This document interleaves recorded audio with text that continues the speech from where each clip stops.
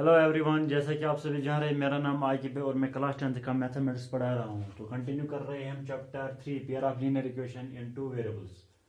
Exercise 3.3 question number 2 last part है इसका।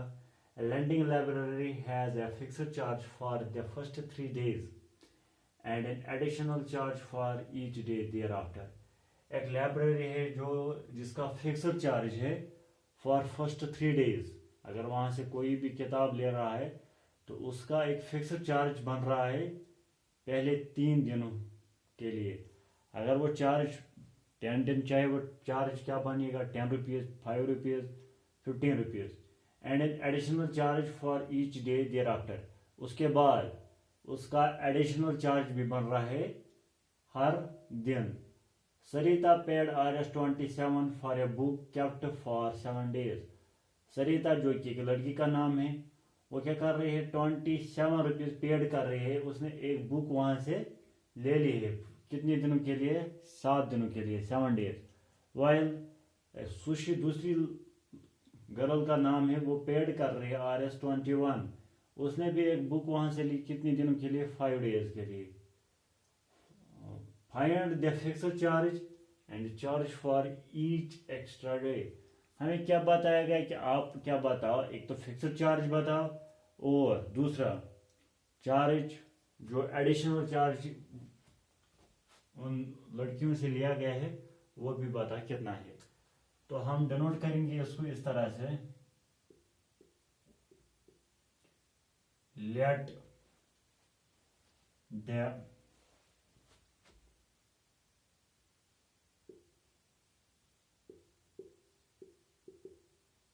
Fixed charge be x. Fixed charge को हमने डिनोट किया by the letter x and additional charge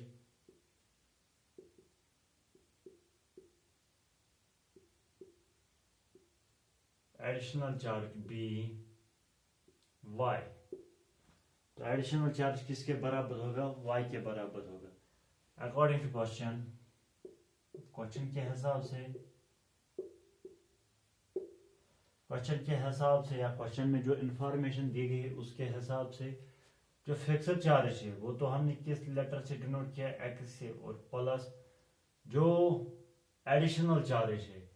अब additional charge आपको इस तरह से देखना है, यहाँ पर 7 days जो है वो उसने बुक रखी है, ठीक। अब 3 days का क्या आ जाएगा, इसका फिक्स्ड चार्ज।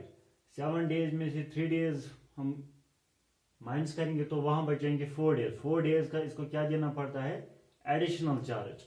तो 4y इक्वल्स टू 27। अब ये बन जाए इक्वेशन एक दूसरी। अब दूसरा क्या बन रहा है यहाँ पर, x तो फिक्स्ड चार्ज यही है तो देना ही देना पड़ेगा, साथ में प्लस एक्स्ट्रा चार्ज जो एडिशनल चार्ज बन रहा है। अब यहाँ पर जो सुशी है वो 5 days के लिए क्या बुक को ले रही है। अब 3 days का तो फिक्स्ड चार्ज देना ही देना पड़ेगा। अब 5 days में से 3 days हम जब माइनस करेंगे जो फिक्स्ड चार्ज है तो वहां बच जाएगा जो एडिशनल चार्ज आ जाएगा। ऑब्वियसली 5 में से 3 माइनस करेंगे तो 2y आ जाएगा इस तरह से। अब साथ में इक्वल्स टू 21 जो उसने पेड किया है। अब ये बन जाएगी equation second. Subtract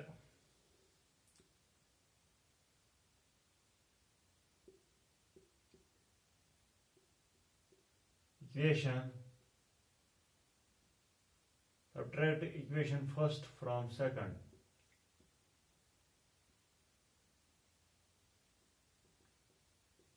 we get और we obtain।